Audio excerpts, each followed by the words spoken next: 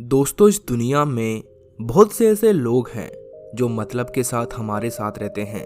हमें ऐसे लोगों से दूर ही रहना चाहिए। ऐसे लोग पहले तो हमारी ज़िंदगी में आते हैं, हमसे चिकनी चुपड़ी बातें करते हैं, अपने आप को ऐसा साबित करते हैं जैसे कि वो हमारी बहुत परवाह करते हों। लेकिन वही लोग हमारी पीठ पीछे हमारे खिलाफ षड्यंत्र रचते रहते हैं। हम लोग क्या करते हैं, अगर कोई हमसे ठीक से बात कर ले तो हम उसे अपना मानने लगते हैं। लेकिन हमें इस बात का पता नहीं होता है कि आखिर वो हमारे साथ इतनी मीठी मीठी बातें काहे कर रहा है, आखिर उसका मकसद क्या है। और फिर धीरे धीरे हम उसकी बातों में उलझते जाते हैं। हम उसे अपना सब कुछ मानने लगते हैं, उस पर खुद से भी ज़्यादा विश्वास करने लगते हैं। मगर मेरे दोस्त, हमें कभी भी खुद से ज़्यादा दूसरों पर विश्वास नहीं करना चाहिए। मैं ये नहीं कह रहा कि आप विश्वास ही मत करो, लेकिन हद से ज़्यादा नहीं। पहले वो जो कह रहा है उस बात पर सोच विचार करके ही फिर उसके बाद आप उस पर विश्वास करो। ऐसा मत करो कि उसने कही और आपने मान ली, बिना कुछ जाने पहचाने ही उसकी बातों पर भरोसा कर लिया और आंख बंद करके उस इंसान पर भरोसा कर लिया। अगर आप ऐसा करोगे तो अपने जीवन में कभी ना कभी ज़रूर धोखा खा जाओगे। तो बचो ऐसे लोगों से जो आपके साथ मतलब से हैं। उनकी हाँ में हाँ मत मिलाओ, अपने मन की सुनो, जो आपको ठीक लगे वही करो। ये दुनिया ऐसी है, जिस प्रकार से मीठे पर मक्खियाँ बिनबिनाती है, उसी प्रकार से ये मतलबी लोग होते हैं। ये आपके पास तभी आते हैं जब इन्हें कोई काम हो, और अपना काम निकला तो ये फिर गायब हो जाते हैं। इसीलिए अगर कभी भी किसी पर विश्वास करो तो सोच समझ कर करो। पहले उस इंसान के बारे में पता लगाओ कि क्या वाकई में वो आपके लायक है या फिर नहीं। उसके बाद में अगर आपको लगे कि हाँ वो इंसान सही है तो आप उस पर विश्वास कर सकते हैं। लेकिन फिर भी उस इंसान पर कभी भी खुद से ज़्यादा विश्वास मत करना। आइए इसको इस कहानी से और भी ठीक तरीके से समझते हैं। बहुत समय पहले की बात है। एक नगर में दो मित्र रहा करते थे। जिस नगर में वो मित्र रहते थे उस नगर का नाम रतनपुर था। वो दोनों मित्र बहुत ठगी थे। वो दोनों आसानी से लोगों को ठग लेते थे और लोगों को उनके बारे में पता भी नहीं चलता था। वो अपने नगर के बड़े बड़े सेठों व्यापारियों को ठगा करते थे, क्योंकि सेठों और व्यापारियों के पास बहुत सारा धन होता था। वो रोज नए नए हथकंडे अपनाते और सेठ और व्यापारियों को मूर्ख बनाकर उनको खूब ठगते। बहुत दिनों तक तो दोनों मित्र अपने और अपने साथियों के साथ मिलकर लोगों को और व्यापारियों को ठगते रहे। लेकिन फिर धीरे धीरे समय के साथ लोगों को उनकी असलियत के बारे में पता चलने लग गया। अब वो दोनों मिलकर चाहे कितना भी लोगों को मूर्ख बना ले, पर लोग अब मूर्ख नहीं बनते थे, क्योंकि सभी को उनके बारे में पता चल चुका था। फिर धीरे धीरे ये बात पूरे नगर में फैल गई कि शिव और माधव नाम की व्यक्ति बहुत बड़े ठग हैं। वो दोनों लोगों को मूर्ख बनाकर उनसे धन ऐंठ लेते हैं। अब तो पूरे नगर के लोग, सेठ और बड़े बड़े व्यापारी भी उनकी असलियत जान चुके थे। अब कोई भी मनुष्य उनकी चिकनी चुपड़ी बातों में नहीं आता था। फिर एक दिन शिव और माधव ने विचार किया कि अब इस नगर में हमारा गुजारा नहीं होगा। इन सभी लोगों को हमारे बारे में पता चल चुका है। अब ये कभी भी हमारी बातों में नहीं आएंगे। इसीलिए हमें अब अपना ठिकाना कहीं और बनाना पड़ेगा, ताकि हम वहाँ जाकर वहाँ के लोगों को मूर्ख बनाकर उनसे धन ऐंठ सके। फिर उनमें से एक मित्र बोलता है कि मेरे ख्याल से हमें उज्जैन चलना चाहिए। वहाँ पर बहुत बड़े बड़े धनवान सेठ और व्यापारी रहते हैं। हम उनको मूर्ख बनाकर उनसे धन प्राप्त कर लेंगे। और मैंने वहाँ के बारे में ये भी सुना है कि वहाँ पर एक शंकर नाम का पुजारी रहता है। उस पुजारी के पास बहुत सारा धन है। उस पूरे नगर में वही ऐसा व्यक्ति है जिसके पास सबसे ज़्यादा धन है। हम उस पुजारी को मूर्ख बनाएंगे। फिर उसने मुस्कुराते हुए अपने मित्र से कहा कि उस पुजारी की एक सुंदर कन्या भी है, और उस सुंदर कन्या की सुंदरता के चर्चे दूर दूर तक फैले हुए हैं। फिर माधव ने अपने मित्र शिव से कहा कि मित्र, तुम उस पुजारी की धन दौलत साफ करना और मैं उसकी बेटी से शादी करूंगा। ये कहकर दोनों जोर जोर से हंसने लगे। फिर कुछ ही दिनों के बाद शिव और माधव अपने कुछ साथियों के साथ उज्जैन की ओर चल दिए। वहां जाकर माधव ने एक विद्वान ब्राह्मण का वेश बना लिया और फिर सिप्रा नदी के किनारे पर एक छोटा सा आश्रम बनाकर वहीं पर रहने लगा। और जो उनके साथ उनके साथी गए थे वो माधव के शिष्य बन गए। और उधर शिव ने भी कुछ बढ़िया रेशमी कपड़ों और रत्नों जैसे दिखने वाले पत्थर खरीदे और फिर वो सुनार के पास गया और वहां जाकर उस सुनार से ऐसे 1 लाख सिक्के बनवा दिए जो बिल्कुल सोने की तरह दिखते थे। और फिर वो उस नगर में एक शानदार हवेली किराए पर लेता है और उस हवेली में वो बिल्कुल एक राजकुमार की तरह रहने का ढोंग करता है। वो उस हवेली में खूब ठाट बाट से रहता था। जब भी वो अपनी हवेली के बाहर निकलता तो 4 नौकरों के साथ निकलता। वो नौकर भी उसके आगे पीछे रहते। और फिर शिव अपनी हवेली में कवि सम्मेलन भी करवाने लगा, जिससे उसकी हवेली में रोज कवि सम्मेलन जमते। बहुत सारी कवि वहां पर आया करते थे। धीरे धीरे कुछ ही दिनों में उसके कवि सम्मेलन की बात पूरे उज्जैन में फैल गई। बड़े बड़े सेठ व्यापारी भी शिव को जानने लग गए और उसकी प्रसिद्धि शंकर स्वामी तक भी पहुंच गई। शंकर स्वामी को भी कविताओं का बहुत शौक था। जब उसने सुना कि एक हवेली में एक शिव नाम का राजकुमार कवि सम्मेलन करवाता है तो उससे रहा नहीं गया। वो भी कवि सम्मेलन में भाग लेने के लिए उस हवेली में जा पहुंचा। इसी तरह धीरे धीरे शिव और शंकर पुजारी में मित्रता हो गई। और फिर शंकर पुजारी जब भी शिव की हवेली में पहुंचता तो शिव उसका खूब आदर सत्कार करता, उसकी खूब सेवा करता। फिर धीरे धीरे कुछ ही दिनों में शंकर पुजारी शिव के ऊपर अटूट विश्वास करने लगता है। फिर तो वो दोनों जहाँ भी जाते साथ साथ ही जाया करते। वो दोनों अब तो मंदिर भी साथ साथ जाते थे और बाजार भी साथ साथ जाते थे। वो दोनों अधिकतर समय एक दूसरे के साथ ही बिताते थे। लेकिन फिर भी शिव राजकुमार होने का नाटक अच्छे से कर रहा था। शंकर पुजारी को तो शिव पर रत्ती भर भी संदेह नहीं हुआ कि जो उसके साथ है वो राजकुमार नहीं बल्कि एक ठग है। और फिर वो राजकुमार बना शिव अब तो शंकर पुजारी के घर भी आने जाने लगा। वो वहाँ दोनों मित्र आपस में घंटों बातचीत करते, सुबह कविताएं करते और साथ साथ भोजन भी करते। शिव के साथ कविताएं सुनने और सुनाने में शंकर पुजारी को बहुत मजा आता था।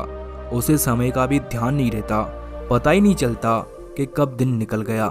शंकर पुजारी शिव को अपना सच्चा मित्र मानने लगे। वो उनको सारी बातें बताने लगे।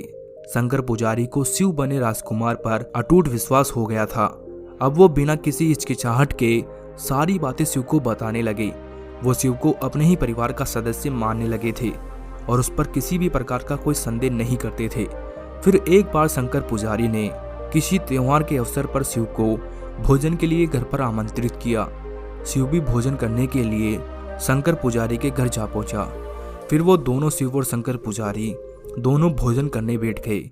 उन दोनों ने भोजन किया और फिर भोजन करने के उपरांत वो टहलने लगे और बातें करने लगे। तभी बातों बातों में शिव ने शंकर पुजारी से कहा कि मित्र, तुम तो जानते हो कि मैं उज्जैन में नया आया हूँ। मेरी यहाँ ज़्यादा लोगों से जान पहचान नहीं है। मैं तुम्हें अपना एक रहस्य बताता हूँ। मेरे पास 1 लाख स्वर्ण मुद्राएं हैं। मैंने उन्हें एक संदूक में भरकर अपनी हवेली में छिपा रखा है, लेकिन मुझे अपना धन उस किराए की हवेली में सुरक्षित नहीं लगता। मित्र, क्या तुम मेरा धन अमानत के रूप में अपने पास रख सकते हो? मुझे हमेशा अपने धन की चिंता लगी रहती है कि कहीं मेरे धन को कोई चुरा ना ले जाए। मैं किसी के ऊपर विश्वास भी नहीं कर सकता। लेकिन मित्र, तुम्हें तो शाही सैनिकों की सुरक्षा भी प्राप्त है। अगर मेरी मुद्राएं तुम्हारे पास रहेगी तो सुरक्षित रहेगी, नहीं तो हमेशा ही मुझे उनकी चिंता लगी रहेगी। अगर तुम मेरी स्वर्ण मुद्राओं को अपने पास रख लोगे तो मैं चिंता से मुक्त हो जाऊंगा।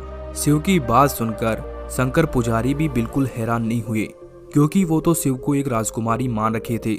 उन्हें इस बात का पता थोड़े था कि वो शिव राजकुमार नहीं बल्कि वो ठग है। फिर शंकर पुजारी ने शिव से कहा कि मित्र, तुम मेरे से इस प्रकार का अनुरोध क्यों कर रहे हो? अगर मैं तुम्हारे किसी काम आ सकता हूँ तो मुझे उस काम को करके बहुत ही खुशी प्राप्त होगी। तुम मेरे नगर उज्जैन के अतिथि हो और अतिथि तो भगवान के रूप होते हैं।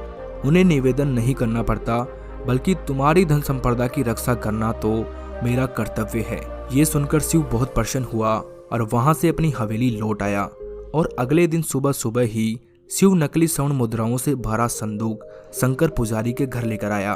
शंकर पुजारी ने संदूक अपने हाथों में लिया और फिर उसे खोलकर एक नज़र से उनको देख लिया। देखने के बाद शंकर पुजारी उन नकली स्वर्ण मुद्राओं को नहीं पहचान पाया, और आखिर वो पहचानता भी कैसे? शिव ने उनको इस प्रकार से बनवाया था कि वो बिल्कुल असली की तरह लग रही थी। फिर शंकर पुजारी ने उन नकली स्वर्ण मुद्राओं को अपने पास रख लिया और शिव को एक कागज पर यह लिखकर दे दिया कि मैंने राजकुमार शिव की 1 लाख स्वर्ण मुद्राएं अपने पास अमानत के रूप में रखी हुई है। जब भी राजकुमार शिव चाहेंगे मैं उन्हें उनकी स्वर्ण मुद्राएं वापस कर दूंगा। इसके बाद तो शिव और शंकर पुजारी की मित्रता और भी गहरी हो गई। वो एक दूसरे के बहुत करीब आ गए। फिर एक दिन शंकर पुजारी शिव से कहता है कि हे मेरे मित्र, तुम मेरे इतने अच्छे मित्र हो, मैं नहीं चाहता कि तुम अब किराए की हवेली में रहो। मित्र, जीवन का असली आनंद किराए की हवेली में रहने में नहीं है। माना कि तुम्हारे पास सभी प्रकार की सुख सुविधाएं हैं, लेकिन तुम उन सुख सुविधाओं से वास्तविक आनंद की प्राप्ति नहीं कर सकते। मैं चाहता हूं कि तुम मेरे साथ मेरी हवेली में आकर रहो। आखिर मैं तुम्हारे किस दिन काम आऊंगा? तुम मेरे परिवार के ही सदस्य की तरह हो मित्र। तुम मेरे साथ मेरी हवेली में रहोगे तो मुझे बहुत खुशी होगी। शंकर पुजारी के मुख से ये बातें सुनकर शिव मन ही मन बहुत खुश होता है, क्योंकि शिव को तो शंकर पुजारी की इन्हीं बातों का तो इंतजार था। इन्हीं सब के लिए तो उसने इतना नाटक किया है कि अपनी आंखों से मगरमच्छ के आंसू निकालकर शंकर पुजारी से बोला कि मित्र, पराई जगह पर इतना अपनापन तो किसी अपने से ही मिल सकता है। भला ऐसे मित्र के साथ रहने का अवसर मैं कैसे छोड़ सकता हूँ? मित्र शंकर, तुम्हारे जैसा मित्र तो बहुत ही भाग्यशालियों को मिलता है। मेरा तो ये खुशनसीब है कि तुम मेरे मित्र हो। तुम्हारे साथ रहने में मुझे कोई आपत्ति नहीं है। मैं तुम्हारे साथ रहूंगा तो मुझे भी खुशी मिलेगी। और फिर अगले दिन ही शिव शंकर पुजारी की हवेली में रहने आ गया। शंकर पुजारी शिव को देखकर बहुत प्रसन्न हुआ और उसे अपनी हवेली के ऊपरी हिस्से में ठहरा दिया। अब तो रोज शाम को शिव और शंकर पुजारी की बैठक लगती। वो देर रात तक बातें करते, कहीं भी जाते तो साथ साथ ही जाते। उनकी मित्रता की प्रशंसा पूरे उज्जैन में होने लगी। सभी नगरवासी उनकी मित्रता की तारीफ करने लगे। फिर कुछ हफ्तों के बाद शंकर पुजारी और शिव दोनों रात्रि को बैठे बैठे बातें कर रहे थे। तभी बातों बातों में शंकर पुजारी ने शिव से कहा कि मित्र, तुम मेरे परिवार का एक हिस्सा हो, इसीलिए मैं तुमसे एक पारिवारिक बात पर चर्चा करना चाहता हूँ। ये सुनकर शिव बोला, बोलो मित्र, क्या बात है? अब तुम्हारा परिवार भी मेरा परिवार है। फिर शंकर पुजारी शिव से बोला, मित्र, मेरी बेटी विवाह योग्य हो गई है। क्या तुम उसके लिए कोई योग्य वर बता सकते हो? मैं तो उसके लिए वर ढूंढते ढूंढते परेशान हो गया। शिव शंकर पुजारी की यह बात सुनकर बहुत ही प्रसन्न हुआ, क्योंकि वो और उसका मित्र जिस मकसद के साथ यहाँ उज्जैन आए थे अब वो पूरा होने वाला था। फिर शिव कुछ विचार करने का नाटक करता है और झूठ माठ सोचने का प्रयास करता है और फिर वो शंकर पुजारी से कहता है, हे मित्र, मैंने सुना है कि शिप्रा नदी के तट पर एक विद्वान ब्राह्मण अपना आश्रम बनाकर रहते हैं। दूर दूर से लोग उनके पास विद्या अध्ययन करने के लिए आते हैं। मेरे विचार से अपनी बेटी के लिए उन ब्राह्मण से अच्छा वर हो ही नहीं सकता। हमारी बेटी उस ब्राह्मण के साथ खूब प्रसन्न रहेगी। शिव की बात सुनकर शंकर पुजारी बहुत खुश हो जाता है और तुरंत अगले दिन ही सुबह सुबह ही शिप्रा नदी के तट पर चला जाता है। और फिर वो उस आश्रम के पास जा पहुंचा जहां पर माधव ठग के शिष्य बैठे थे और अध्ययन करने का नाटक कर रहे थे। शंकर पुजारी माधव का मुखमंडल देखकर उससे बहुत प्रभावित हुआ। वो माधव को एक विद्वान ब्राह्मण समझ बैठा। जैसे ही माधव ने शंकर पुजारी को देखा तो माधव ने शंकर पुजारी का स्वागत करते हुए उन्हें बिठा लिया और फिर माधव ठग उनसे बोला, उज्जैन के राजपुरोहित शंकर पुजारी का मेरे आश्रम में स्वागत है। कहिए पुजारी जी, यहाँ पधारने का कष्ट कैसे किया? आपको अपने महल से निकलने का समय कैसे मिल गया? माधव ठग की बातें सुनकर शंकर पुजारी बोला, मैंने आपकी विद्वानता के विषय में बहुत कुछ सुना है और मैं अपनी बेटी का हाथ आपको सौंपना चाहता हूँ। आप ही मेरी बेटी के लिए उपयुक्त वर हो। शंकर पुजारी की बात सुनकर माधव नाटक करते हुए बोला, मुझे आपसे यह कहते हुए बड़ा दुख हो रहा है, पर मैं आपका ये प्रस्ताव स्वीकार नहीं कर सकता, क्योंकि मैंने अपना जीवन भक्ति और पठन पाठन में बिताने का निश्चय किया है। मैं इन गृहस्थी के जीवन के झंझटों में नहीं पड़ना चाहता। अगर मैं इन सब में पड़ जाऊंगा तो मैं अध्ययन कार्य कैसे कर पाऊंगा? मुझे तो एकांत चाहिए। माधव ठग की बातें सुनकर शंकर पुजारी बोले कि मैं बड़ी आशा के साथ आपके पास आया हूँ। आप मेरी आशा को निराशा में मत बदलो। आपको मेरी बेटी से विवाह करना ही होगा, नहीं तो मैं आपके आश्रम के बाहर भूखा प्यासा बैठा रहूंगा। शंकर पुजारी की बात सुनकर माधव ठग थोड़ी देर तक नाटक करने के बाद विवाह की सहमति दे देता है। फिर शंकर पुजारी बहुत प्रसन्न होते हैं और अपने घर लौट आते हैं। घर लौटकर वो अपनी बेटी की शादी की तैयारियों में लग जाते हैं और फिर खूब धूमधाम से शंकर पुजारी अपनी बेटी का विवाह माधव ठग के साथ कर देता है। शंकर पुजारी अपनी बेटी को बहुमूल्य वस्त्र और बहुत सारा धन देता है। वो अपनी बेटी को सिर से लेकर पैरों तक गहनों से लद देता है। उज्जैन के सभी धनधाने लोग भी शंकर पुजारी की बेटी को बहुमूल्य उपहार देते हैं। ये सब पाकर माधव ठग बहुत प्रसन्न होता है। उसकी खुशी का तो कोई ठिकाना था ही नहीं। आखिरकार जिस मकसद के साथ वो उज्जैन आया था वो मकसद तो उसका पूरा हो गया था और साथ ही उसको बहुत सारा धन भी प्राप्त हो गया था। अब तो उसकी खुशी का कोई ठिकाना नहीं रहा। उसकी खुशियों पर 4 चांद लग गए थे। फिर माधव अपनी दुल्हन और सारे धन दहेज को लेकर वापस अपने नगर रतनपुर लौट आया था। लेकिन शिव अभी भी उज्जैन में ही था, क्योंकि उसको भी अपना मकसद पूरा करना था। उसका मकसद अभी पूरा हुआ नहीं था, इसीलिए वो अपना मकसद पूरा करने के लिए वहीं रुक गया। और फिर शादी के कुछ दिनों बाद ही शिव शंकर पुजारी से बोला कि मित्र, मुझे उज्जैन में काफ़ी लंबा समय हो गया है। अब मैं अपने घर जाना चाहता हूँ। अब तुम मुझे मेरी अमानत लौटा दो। शिव की बात सुनकर शंकर पुजारी बोले कि क्यों नहीं मित्र, तुम्हारी अमानत मैंने संभाल कर रखी है, मैं अभी लौटा देता हूँ, ठहरो। फिर शंकर पुजारी वो नकली स्वर्ण मुद्राओं से भरा संदूक शिव के हवाले कर देता है। शिव संदूक को अपने हाथों में लेता है और उसे खोलता है। जैसे ही शिव उन स्वर्ण मुद्राओं को हाथों में लेता है तो वो चिल्लाने लगता है और शंकर पुजारी से बोलता है, अरे ये क्या, ये स्वर्ण मुद्राएं तो नकली है, मेरी असली स्वर्ण मुद्राएं कहाँ है? ये सुनकर शंकर पुजारी शिव से कहता है, अरे मित्र, ये तुम क्या कह रहे हो? तुमने जब मुझे ये संदूक दिया था तो मैंने इसे ऐसे के ऐसे रख दिया था। ये सुनकर शिव शंकर पुजारी से कहता है कि देखो, तुम चुपचाप मुझे अपनी स्वर्ण मुद्राएं लौटा दो। मैंने तुम्हें अपनी स्वर्ण मुद्राएं कितनी आशा के साथ दी थी कि तुम्हारे पास मेरी स्वर्ण मुद्राएं सुरक्षित रहेगी। अगर तुम्हें धन ही चाहिए था तो ऐसे ही कह देते, मैं अपना धन तुम्हें ऐसे ही दे देता। शिव की बात सुनकर शंकर पुजारी बोले, देखो मित्र, तुम मेरे जैसे सम्मानीय व्यक्ति पर झूठे आरोप लगा रहे हो। तुम्हें थोड़ी भी लज्जा नहीं आ रही है क्या मेरे ऊपर आरोप लगाते हुए? आखिर मैं तुम्हारी स्वर्ण मुद्राओं को क्यों लूंगा? मेरे पास ही धन धान्य की कोई कमी नहीं है। ये सुनकर शिव बोला, वो तो मुझे भी दिख रहा है, तुमने मेरी स्वर्ण मुद्राएं कहीं छिपा दी है। मुझे मेरी स्वर्ण मुद्राएं लौटा दो। तुम मेरे साथ इतना बड़ा विश्वासघात कैसे कर सकते हो? मैंने तो तुम्हें अपना सच्चा मित्र माना था और तुम्हारे ऊपर विश्वास करके मैंने अपना धन तुम्हें दिया था, पर अब तुम मुझे अपना धन नहीं दे रहे। शिव की बातें सुनकर शंकर पुजारी बोलता है, देखो मित्र, मैंने तुम्हारा धन कहीं नहीं छिपाया है और ना ही मैंने तुम्हारे साथ कोई विश्वासघात किया है। तुमने जैसे मुझे संदूक दिया था मैंने उसको ऐसे के ऐसे रख दिया था, मैंने तो कभी उसको छुआ भी नहीं। अब शिव और शंकर पुजारी के बीच झगड़ा बढ़ने लगा। झगड़ा इतना बढ़ चुका था कि उनको राजा के पास जाना पड़ा। वो दोनों राजा के पास पहुंच गए और अपनी अपनी दलीलें देने लगे। शिव ने कहा कि महाराज, इस शंकर पुजारी ने मेरी 1 लाख स्वर्ण मुद्राएं छिपा ली और मुझे नकली स्वर्ण मुद्राएं दे रहा है। तभी शंकर पुजारी बोलता है, महाराज, मैंने ऐसा कुछ नहीं किया, मैंने कोई स्वर्ण मुद्राएं नहीं चुराई है। शिव ने मुझे जैसे संदूक दिया था वैसे ही मैंने इसको वापस लौटा दिया। तभी शिव बोलता है कि महाराज, मैंने इसको 1 लाख असली सोने की स्वर्ण मुद्राएं दी थी और अब ये मुझे नकली स्वर्ण मुद्राएं लौटा रहा है।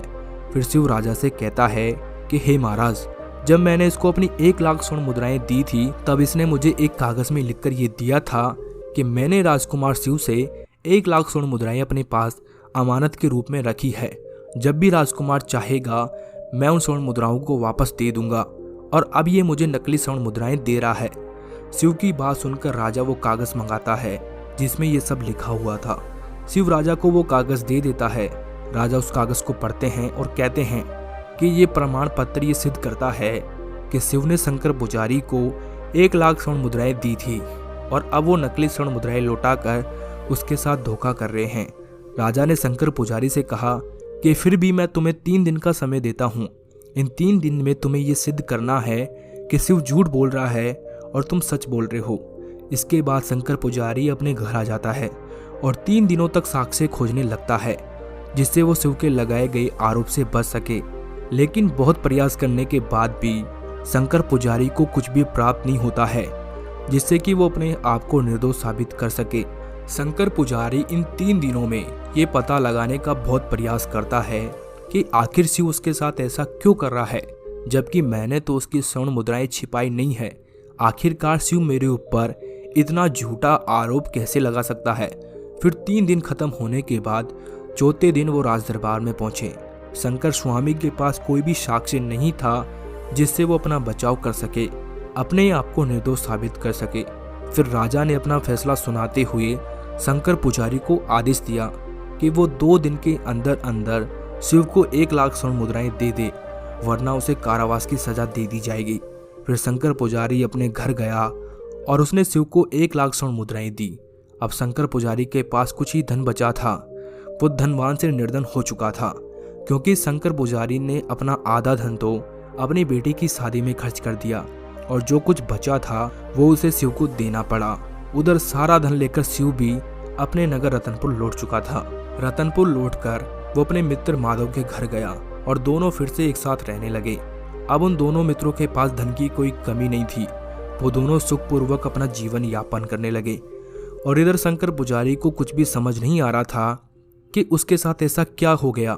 फिर कुछ दिनों के बाद शंकर पुजारी को ये बात पता चलती है कि रतनपुर के 2 प्रसिद्ध ठग शिव और माधव उस दिन आए हैं और उन्हीं दोनों ठगों ने मिलकर उसे अच्छा मूर्ख बनाया है। ये सब सुनकर शंकर पुजारी माथा पीटने लगता है। अब शंकर पुजारी के सामने सारा दृश्य घूमने लगता है कि कैसे शिव और माधव ने मिलकर उसे मूर्ख बनाया है। अब तो शंकर पुजारी ने अपनी बेटी और धन दोनों को ही खो दिया। उसे अपने आप पर बहुत क्रोध आने लगा। वो ये सोच सोचकर रोने लगा कि काश मैंने शिव से मित्रता ना की होती तो आज मेरे पास सब कुछ होता, यूं ऐसे बर्बाद नहीं हो जाता। मैंने शिव से मित्रता सच्ची भावना से की थी। मैंने उसके लिए सब कुछ किया और उसने मुझे मूर्ख बनाकर मुझसे मेरा ही सब कुछ छीन लिया। काश मैंने शिव के बारे में कुछ पता लगाया होता कि वो कहाँ का राजकुमार है और कहाँ से आया है। मैंने बिना कुछ पता लगाए ही उस पर बहुत ज़्यादा विश्वास कर लिया। मैंने उसके बारे में जानने की कोशिश ही नहीं की कि क्या वो वाकई में राजकुमार है या फिर नहीं, और ना ही मैंने माधव के बारे में जानने का प्रयास किया कि क्या वो सच में ब्राह्मण है या फिर नहीं। मैंने तो बस शिव की बातों पर भरोसा करके ही अपनी बेटी उस माधव को दे दी। मुझे सब कुछ पता करना चाहिए था, पर अब मैं क्या करूं? मैंने तो अपना सब कुछ गंवा दिया है। काश मैं शिव पर हद से ज़्यादा विश्वास नहीं करता तो आज मुझे ये दिन नहीं देखने पड़ते। मैं कितना मूर्ख हूँ। मैंने उन अजनबियों पर कितना विश्वास कर लिया। अब तो मुझे अपने आप पर क्रोध आ रहा है, पर अब मेरे पास पछताने के सिवा कुछ भी नहीं है। अब मैं उन दोनों का कुछ बिगाड़ भी नहीं सकता। मेरे पास अब कोई चारा नहीं है। ये कहकर शंकर पुजारी रोने लगता है और बहुत दुखी रहने लगता है। तो देखा दोस्तों, हमें किसी के ऊपर भी आंख बंद करके भरोसा नहीं करना चाहिए। पहले हमें उसके बारे में पूरी जानकारी प्राप्त करनी चाहिए, उसके बाद में ही कोई निर्णय लेना चाहिए। नहीं तो आप लोग भी शंकर पुजारी की तरह हाथ मलते रह जाओगे।